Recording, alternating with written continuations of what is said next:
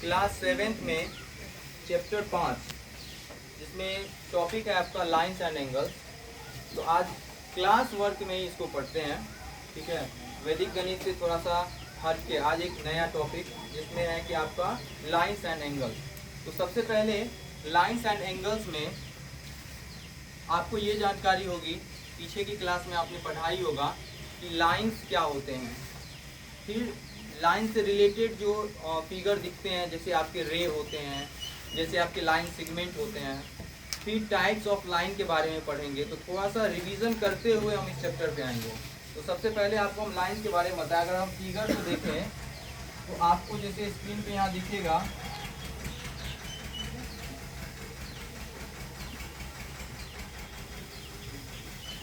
यहाँ पे 3 तरह के फिगर आपको दिख रहे हैं। पहला जो फिगर दिख रहा है ये आपका लाइन है। फर्स्ट फिगर क्या है? लाइन। तो लाइन में आप देखिए आइडेंटिफाई करना कैसे है, तो दोनों तरफ इसमें एरो का साइन लगा हुआ है। दैट मीन्स कि इसका जो एंड पॉइंट है वो कहीं नहीं है, यानी फिक्स नहीं है, एंड पॉइंट है ही नहीं। ये दोनों तरफ जो है ना वो इंडिफिनिट बढ़ते जा रहा है। सेकेंड पोजीशन पे जब हम आते हैं तो ये आपका कहलाता है रे। सेकेंड पोजीशन यानी सेकेंड लाइन जो है वो फिगर जो है वो क्या कहलाता है? रे। इसमें आप देख रहे हैं कि एक तरफ एंड पॉइंट है, जैसे आपका टॉर्च से निकला हुआ रोशनी एक फिक्स पॉइंट से निकल रहा है और कहाँ तक जा रहा है उसका एंड पॉइंट नहीं है। और तीसरा जो आप फिगर देख रहे हैं वो होता है आपका लाइन सेगमेंट। वो क्या है आपका? Line segment. Line segment. और लाइन सेगमेंट में आपको जानकारी ये रखनी चाहिए कि इसके दोनों तरफ बोथ साइड एंड पॉइंट होते हैं। इसका मतलब ये हुआ कि मेजरमेंट जब किया जाएगा तो केवल लाइन सेगमेंट का मेजरमेंट ही पॉसिबल है, ठीक है। ना लाइन का पॉसिबल है और ना ही रे का पॉसिबल है। तो अब यहाँ पे लाइन में जब हम आते हैं तो लाइन से 2 पढ़े हैं आप, हॉरिजॉन्टल लाइन और वर्टिकल लाइन। उससे पहले क्या पढ़े हैं तो लाइन के 2 कैटेगरी बांटी गई है, स्ट्रेट लाइन और कर्व्ड लाइन। स्ट्रेट लाइन जैसे नाम से ही पता चल रहा है, स्ट्रेट मतलब एकदम सीधा, और कर्व्ड लाइन लाइन मतलब नाम से ही पता चल रहा है सीधा ना हो, यानी टेढ़ा। अब स्ट्रेट लाइन को क्या किया गया? 3 कैटेगरी में बांटा गया। कितने कैटेगरी में बांटा गया है? 3। आज के कंडीशन को देखिए आपको पता चलेगा। स्ट्रेट लाइन जो है 3 कंडीशन यानी 3 टाइप्स उसके हैं। पहला ऐसे, इसे हॉरिजॉन्टल लाइन कहते हैं। क्या कहते हैं? Horizontal line. ये कौन सी लाइन हो गई? और ये कौन सी हो गई? वर्टिकल। ये कौन सी हो गई? वर्टिकल। तो इस हॉरिजॉन्टल और इस वर्टिकल के बीच में जो होता है उसको स्लैंट कहते हैं। क्या कहते हैं? स्लैंट। क्योंकि आप 7th में है तो ये ऑरल भी अगर आप इसको समझें तो रिवीजन आपका हो जाएगा। तो स्ट्रेट लाइन की कितनी कैटेगरी बनी है? 3 कैटेगरी। कौन कौन? हॉरिजॉन्टल, वर्टिकल और स्लैंट, ठीक है। तो ये आपका लाइन। तो मेजरमेंट इस तीनों में से किसका होता है? लाइन सेगमेंट का। चलिए इसके रिलेटेड जो है ना कुछ और टॉपिक को हम लोग समझते हैं। जैसे यहाँ पे हम देख सकते हैं ये किसका सिंबल है? किसका सिंबल है? लाइन का सिंबल है। तो इसको जो रिप्रेजेंट किया जाता है ना वो कुछ इस तरह से किया जाएगा। यानी ये एरो जो है ए से बी भी आप लिखेंगे तो सही है ऊपर में, आप फिर बी से ए लिखेंगे ये भी आपका सही है।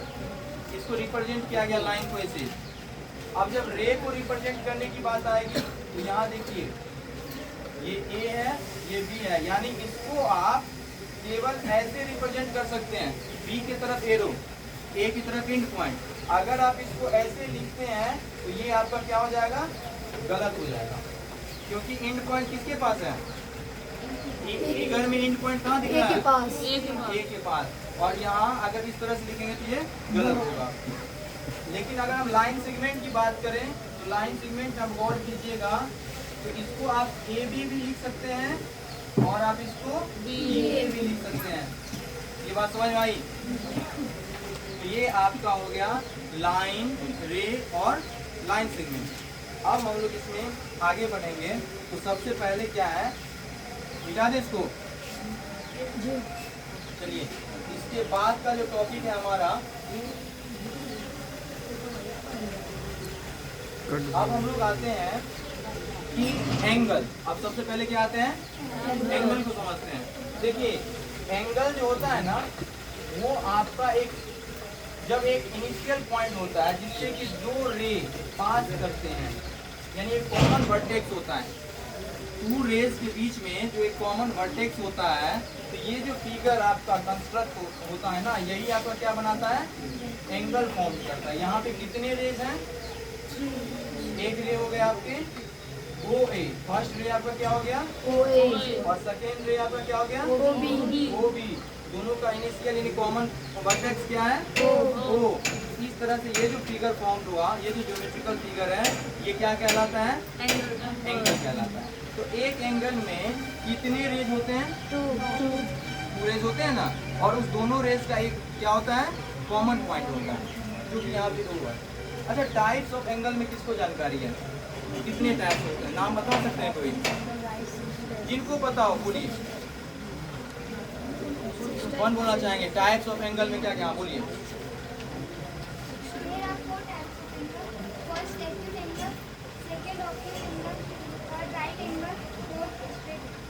इन्होंने बताया एक्यूट एंगल, फिर बताया राइट एंगल, फिर ऑब्ट्यूज एंगल, और फिर स्ट्रेट और ऑब्ट्यूज, ऐसे करके चार आपको पता होनी चाहिए। और इंक्रीज हो गया, मतलब और भी है सिलेबस में, अगर देखें तो 0 डिग्री का भी एंगल एक होता है जो कि एग्जैक्ट 0 डिग्री के बराबर होता है, और एक होता है रिफ्लेक्स एंगल, और एक होता है कंप्लीट एंगल। कंप्लीट एंगल का वैल्यू कितना होता है, 360 कितना होता है, 360। 360। चलिए इसको हम हैंड की मदद से समझते हैं। यहाँ देखिए,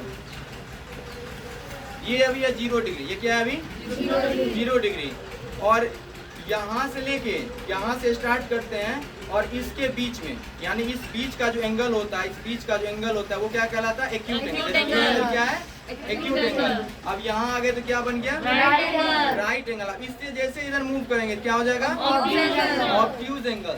तो अब इसको समझते हैं, जो 0 डिग्री का एंगल है उसका मेजरमेंट कितना डिग्री है, 0, और 0 से बड़ा, 0 से बड़ा और 90 से छोटा, यानी मोर देन 0 और लेस देन 90, वो क्या हो गया आपका एक्यूट एंगल। क्या हो गया, आवाज सबकी आनी चाहिए, ये क्या हो गया, एक्यूट एंगल। और जब एग्जैक्ट ऐसे स्ट्रेट में आ जाते परपेंडिकुलर लाइन, तो क्या हो जाता है, राइट एंगल। तो राइट एंगल का मेजरमेंट क्या हो गया, 90 डिग्री। और यहाँ से जब राइट साइड ऐसे चले आए, ये क्या हो गया मेरा, ऑब्ट्यूज एंगल। और ये क्या हो गया, स्ट्रेट एंगल। क्या हो गया, ये स्ट्रेट लाइन। और स्ट्रेट एंगल से जैसे जैसे झुक गए, ये क्या हो गया, रिफ्लेक्स एंगल। क्या हो गया, रिफ्लेक्स और एंगल। वापस जब ऐसे ज्वाइंट कर लिए, वापस इस तरह से ज्वाइंट हो गए, तो क्या हो गया, कंप्लीट। यानी कि ऐसे करके जहाँ से चले थे ना, इनिशियल पॉइंट से और फाइनल पॉइंट भी इनिशियल पॉइंट ही माना गया, दोनों पॉइंट जब सेम हो गए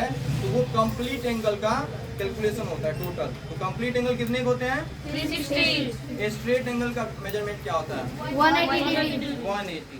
चलिए अब यहाँ पे क्या है, अब हम लोग आते हैं क्लास 7 के टॉपिक में, जिसमें कि सबसे पहला टॉपिक है आपका कॉम्प्लीमेंट्री एंगल। कॉम्प्लीमेंट्री एंगल वो होता है जिस दो एंगल को जब आप लेते हैं ना टुगेदर, दो एंगल जब आप लेते हैं उसका सम अगर 90 डिग्री, एग्जैक्ट 90 डिग्री हो जाता है, ना लेस ना मोर, वो क्या कहलाता है, कॉम्प्लीमेंट्री एंगल। तो कॉम्प्लीमेंट्री एंगल क्या हो गया, sum of measurement of two angle, sum of measurement of two angle, क्या कहलाया वो, कॉम्प्लीमेंट्री। चलिए एक एग्जांपल पूछते हैं, जैसे एक एंगल हम बोल दिए 60, तो कॉम्प्लीमेंट्री कब होगा, दूसरा एंगल मेजरमेंट क्या होना चाहिए, 30। चलिए एक एंगल हम कह दिए 90, क्या कॉम्प्लीमेंट्री के लिए दूसरा कोई होगा, दो एंगल का सम 90 होना चाहिए। तो इसी में, इसी कॉम्प्लीमेंट्री एंगल में एक वर्ड आता है कॉम्प्लीमेंट। तो 60 डिग्री का कॉम्प्लीमेंट एंगल क्या होगा, 30। चलिए कॉम्प्लीमेंट्री एंगल के बाद आपका आता है सप्लीमेंट्री एंगल। सप्लीमेंट्री एंगल क्या होते हैं, sum of measurement of two angle is 180। 180 का मतलब क्या, सप्लीमेंट्री। चलिए एक एंगल अगर 130 है तो दूसरा क्या होगा, 50, यानी उसके मेजरमेंट में आना चाहिए। अब बेसिक टॉपिक से थोड़ा सा हटके जो पॉइंट है वो हमारा है पहले लीनियर पेयर। क्या है, लीनियर पेयर के बारे में किसी को जानकारी है, या चलिए उससे पहले एडजेसेंट एंगल के बारे में किसी को जानकारी है, हाँ बताइए क्या है, एडजेसेंट एंगल वो होता है जिसके पास कॉमन वर्टेक्स हो, ठीक। कॉमन एंगल हो और कॉमन एंगल के अपोजिट साइड दो आर्म। अभी हम यहाँ पे दो फिगर बनाएंगे, ठीक है, और आपको आइडेंटिफाई करना है कि कौन सा फिगर एडजेसेंट एंगल को रिप्रेजेंट कर रहा है।